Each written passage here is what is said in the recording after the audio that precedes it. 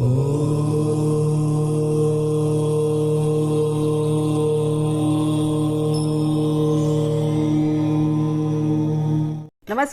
Astro insights with Richa में आप सभी का स्वागत है। मैं हूं डॉक्टर ऋचा शुक्ला। मित्रों, आज मैं आपसे कुछ लग्न के रहस्यों के विषय में बात करूंगी। लग्न आपकी कुंडली का सबसे महत्वपूर्ण हिस्सा है, सबसे महत्वपूर्ण भाव है, ये समझ लीजिए। आपके लग्न को देखते ही एक ज्योतिषी समझ जाता है कि आपके लिए कौन सा ग्रह किस तरह का काम करेगा। मतलब ये कि अच्छा ग्रह बुरा और बुरा ग्रह अच्छा बन सकता है सिर्फ और सिर्फ लग्न को देखकर। फॉर एग्जाम्पल, अगर हमारी वृषभ लग्न है तो फिर बृहस्पति जो हर तरह से शुभ ग्रह माने जाते हैं, लेकिन वो भी वृषभ लग्न के लिए बहुत शुभ ग्रह नहीं होते। मतलब उस पत्रिका के लिए जब वो अपनी दशा में आएंगे तो वो बहुत अच्छे फल नहीं दे सकते हैं, क्योंकि अष्टमेश और 11वें घर के मालिक होते हैं। ऐसा नहीं होगा कि बृहस्पति की दृष्टियां भी खराब हो जाएंगी, नहीं, दशा में वो ग्रह अच्छा फल नहीं दे सकता है। इसी तरह अगर आपकी तुला लग्न है तो शनि, जिनसे कि हम सब लोग डरते हैं, वो आपके लिए सर्वोत्तम ग्रह हो सकता है, आपको एकदम मतलब राजयोग देने वाला ग्रह हो सकता है। तो लग्न की बहुत महत्ता है। आज जो मैं आपके साथ शेयर करने वाली हूं वो भी मेरा एक ऑब्जर्वेशन है। आपकी जो भी लग्न है उससे आपके जीवन के पर्पस का पता चलता है, नंबर 1। और दूसरा ये कि वो भाग आपकी लाइफ में, मतलब जैसे कि अभी मैं एग्जाम्पल से समझाऊंगी, वो उत्तरोत्तर धीरे धीरे हमेशा बढ़ता जाता है। कैसे? अगर आप मेष लग्न में ही पैदा हैं, मेष लग्न काल पुरुष का पहला भाग है, पहली राशि है, प्रथम स्थान है आप, यानी मेष से मीन तक की होती है ना 12 राशियां। तो इसका ये मतलब हुआ कि भाई अगर हम मेष लग्न में पैदा हैं तो इस जीवन में आपके लिए प्रकृति का संदेश है कि ये जीवन आपको कुछ नया करने के लिए मिला है, मतलब कुछ सृजन करने के लिए मिला है। फर्स्ट हाउस जो होता है वो क्रिएशन है। तो आपको आपका जन्म कुछ नया करने के लिए हुआ है। आपका ये हो सकता है कि कई जीवन चक्रों को समाप्त करके एक नया जीवन चक्र आपको मिला है। तो आपको ये मान लेना चाहिए कि आप इस जीवन में बहुत एक्टिव, एनर्जेटिक रहकर कुछ नया सृजन अवश्य करें। और जैसा कि मैंने कहा कि वो भाव हमेशा बढ़ता है, क्योंकि लग्न का स्वभाव है वृद्धि, लग्न का स्वभाव है बढ़ना। हम पैदा होते हैं, उसके बाद हम हर दिन बढ़ते हैं ना, जन्म हुआ, 1 साल के हुए, 2 साल के हुए, है ना, हमेशा बढ़ती है लग्न, शरीर बढ़ता है। तो लग्न का स्वभाव वो बढ़ने का होता है। तो इसका मतलब यह है कि आप जैसे जैसे आगे बढ़ेंगे, अगर आपकी मेष लग्न है तो जैसे जैसे आप आगे बढ़ेंगे आपकी एनर्जी, आपका क्रिएशन, आपकी क्रिएटिविटी आगे बढ़ती जाएगी। या ये भी कह सकते हैं कि आप अपने शरीर के ऊपर बहुत ध्यान देंगे, बहुत फिटनेस फ्रीक होंगे, ये भी कहा जा सकता है। और धीरे धीरे आप अपनी फिटनेस को बढ़ाएंगे, क्रिएटिविटी को बढ़ाएंगे, बहुत एंटरप्राइजिंग होंगे। इसी तरह दूसरा, यानी कि अगर वृषभ लग्न उदय हो रही है तो ये क्या दिखाती है? वृषभ लग्न काल पुरुष में दूसरा घर है, धन का स्थान है, कुटुंब का स्थान है। आपका जन्म हुआ है इस जीवन में तो निश्चित मानिए आप धन कमाने के लिए पैदा हुए हैं। आपको फाइनेंशियल सिक्योरिटी आपके जीवन का सबसे बड़ा लक्ष्य होगी। और तो और क्योंकि कुटुंब का भी भाव होता है तो आपको आपके कुटुंब के लिए बहुत कुछ करना होगा। मतलब आप अपने कुटुंब में, आप अपने परिवार में बहुत कुछ करेंगे, आपको करना पड़ेगा भी, या आपके ऊपर जिम्मेदारियां भी आएंगी परिवार की। तीसरी बात, दूसरा जो भाव होता है वो हमारी वाणी भी है। आपकी वाणी में उत्तरोत्तर निखार आएगा, आपके धन और वाणी में हर दिन कुछ बढ़ोतरी होगी। अच्छे ग्रह योग तो होने ही चाहिए कुंडली में ऐसा होने के लिए, लेकिन आपकी कम से कम अगर आपके कुंडली में कोई ग्रह अच्छा नहीं है तो फिर भी आपकी तो ये इच्छा अवश्य होगी कि मेरे पास पैसा हो, मैं बहुत अच्छा वक्ता बन जाऊं। समझ रहे हैं ना? तो ये पर्पस जो है वो डिसाइड होता है। अगर आपकी मिथुन लग्न जागृत हो रही है, इसका क्या मतलब है? तीसरा जो भाव होता है वो हमारे पुरुषार्थ का होता है। सबसे पहला इसका मतलब है पुरुषार्थ, यानी कि आप पैदा हुए हैं अपना पुरुषार्थ करने के लिए, आप एक मेहनती इंसान हैं। अगर वहाँ पर मतलब आपकी मिथुन लग्न है और बृहस्पति वगैरह ना बैठ जाए तो आप काफ़ी मेहनती व्यक्ति हो सकते हैं। आप हमेशा कुछ ना कुछ मतलब मूवमेंट आपकी ज़िंदगी में बहुत रहेगा। आपको घूमना, घर से बाहर निकलना, सैर करना आपकी ज़िंदगी का पर्पस होगा। शॉर्ट ट्रैवल्स पर जाना, कुछ नहीं तो यूं ही टहलने चले जाना। कम्युनिकेशन में भी आप माहिर हैं, मतलब आप आपकी मार्केटिंग स्किल्स आपकी धीरे धीरे करके काफ़ी इम्प्रूव कर सकती हैं। आप मीडिया वगैरह की क्षेत्र में आप बहुत अपना नाम कर सकते हैं। आपकी इच्छा भी यही होगी, क्योंकि मिथुन जो है काल पुरुष की तीसरी राशि है। आप अपने भाई बहनों वगैरह के लिए भी बहुत कुछ करना चाहेंगे। कर पाते हैं या नहीं ये तो आपकी पत्री पर होगा, पर आप करना चाहेंगे। यानी कि प्रकृति ने आपको जन्म दिया है पुरुषार्थ करने के लिए। अगर कर्क लग्न में आपका जन्म है तो कर्क लग्न का मतलब होता है सुख स्थान, पद प्राप्ति, लग्जरी, कारें, भूमि, भवन, वाहन, माता।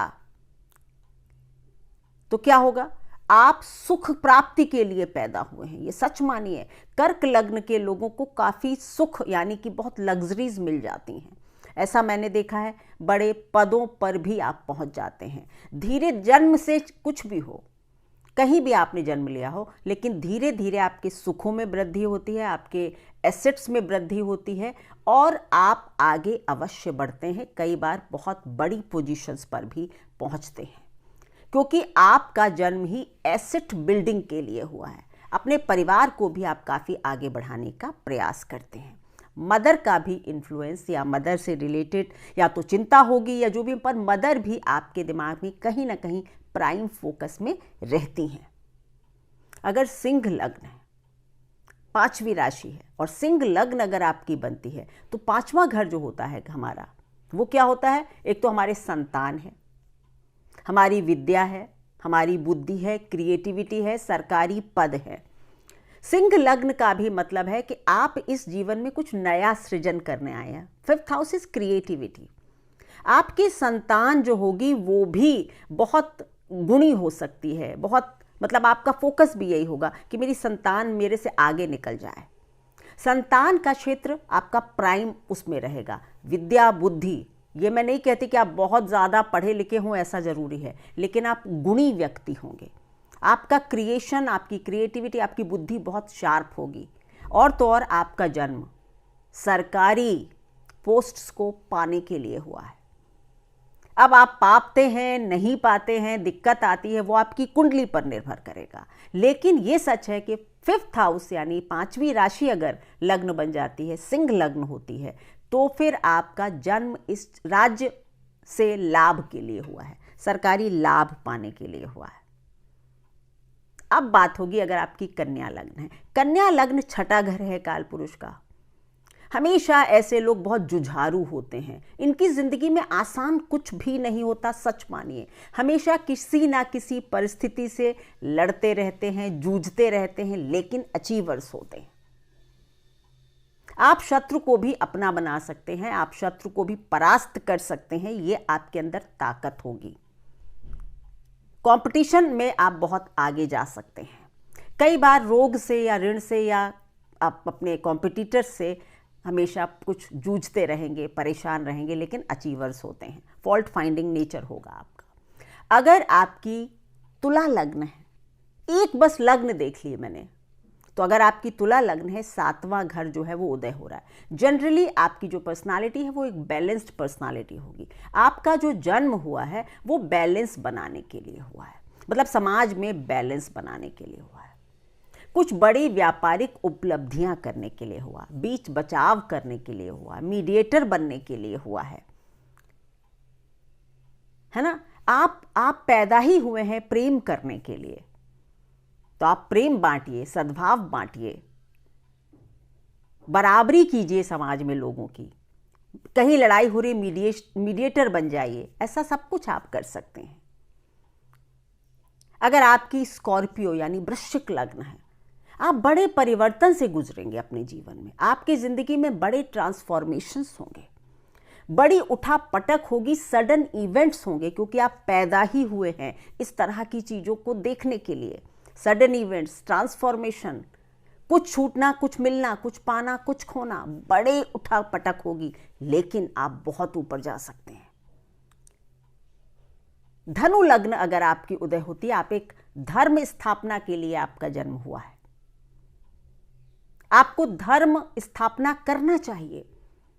धन की स्थितियां भी आपकी अच्छी रह सकती हैं, आपके पिता आपके बहुत बड़े सपोर्टर हो सकते हैं। अगर सूर्य की 9th लॉर्ड की स्थिति अच्छी होगी तभी, लेकिन वैसे मैं बता रही हूं क्योंकि धर्म स्थान उदय हो रहा है। सो धनु लग्न के लोग अक्सर ट्रैवलर्स हो सकते हैं, ज्ञानी हो सकते हैं, टीचर, प्रीचर, समाज को कुछ सिखाना, कुछ शिक्षा देना, कुछ धर्म की स्थापना करना, ये पर्पस है आपका। अगर आपकी मकर लग्न है, आप कर्म करने आए हैं, जमकर कर्म करने आए हैं। जीवन में मन करे या ना करे, आपको काम बहुत करना होगा, काम करना होगा, मेहनत करनी होगी। आपको समाज में बहुत नाम सम्मान मिल सकता है, पर मेहनत भी 100% करनी होगी, क्योंकि आप पैदा ही कर्म करने के लिए हुए। कर्म का स्थान उदय हो गया लग्न में, और कोई आराम कर ले, आप नहीं करें, क्योंकि जितना कर्म उतना लाभ, और जितना लाभ उतना कर्म। तो आपके जीवन में इस तरह चलेगा, खाली बैठे प्लेटर पर कुछ नहीं आएगा। कर्म करने के लिए पैदा हुए, कर्म प्रधान आप व्यक्ति हैं, कर्म कीजिए। अब अगर कुंभ लग्न पैदा होती, कुंभ घड़ा है, पता नहीं आपके अंदर क्या क्या भरा हुआ है, उसको निकालिए। रिसर्च ओरिएंटेड होते हैं आप लाभ के लिए आए हैं, आप अपने अंदर सब कुछ धारण करते हैं, आप अपने अंदर बहुत कुछ सोचने की ताकत आपके अंदर होती है, आप विजनरी होते हैं, समाज को बदलने की आपके अंदर एक क्षमता होती है, क्रांतिकारी विचार हो सकते हैं आपके। आपका जन्म लाभ के लिए हुआ। लाभ केवल पैसे का नहीं होता, आपके विचारों का लाभ हो सकता है, आपको विचारों का लाभ हो सकता है, आपको पद का लाभ, पैसे का लाभ, कुछ भी हो सकता है। कुछ लोग कुंभ लग्न को बहुत श्रापित लग्न मानते हैं, लेकिन मैं ऐसा नहीं मानती, बड़े अचीवर्स होते हैं। अब अगर मीन लग्न है, यानी कि 12वां घर मोक्ष की राशि लग्न में बन गई, आप देव भक्त हो सकते हैं, आप थोड़े से डिटैच्ड पर्सनालिटी के व्यक्ति हो सकते हैं। देव कृपा आपके ऊपर है निश्चित रूप से। अगर आपकी मीन लग्न है तो आपके ऊपर देव कृपा है, क्योंकि 12वां स्थान जो होता है वो 9वें घर से चौथा है। 9वां घर अगर देव है तो फिर आपका 12वां स्थान देव स्थान है, तो आपके ऊपर देव की कृपा होती है। आप जिसमें भी हाथ डालेंगे उसमें आपको बहुत से सहायक हाथ साथ मिल जाएंगे। आप अपने जीवन में कुछ ना कुछ बड़ा कीजिए, मोक्ष की तरफ बढ़िए, डिटैच्ड रहिए। आपके लिए यही संकेत है प्रकृति का। धन्यवाद।